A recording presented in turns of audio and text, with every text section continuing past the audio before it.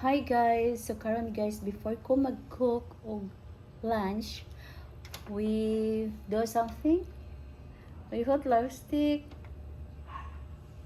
And then, ang lipstick na ko guys, two purpose. Pwede ra sad i-blush on. Pwede ra sad i-eyebrow. O mo na siya ang result. Blush on. And then eyebrow too. So, lipstick. Para pag magwapa. Next.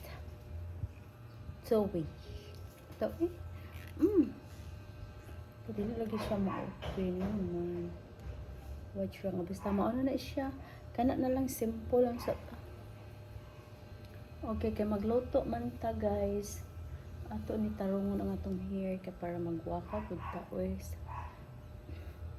Okay, so kuyogit ko ninyo magluto. Let's go!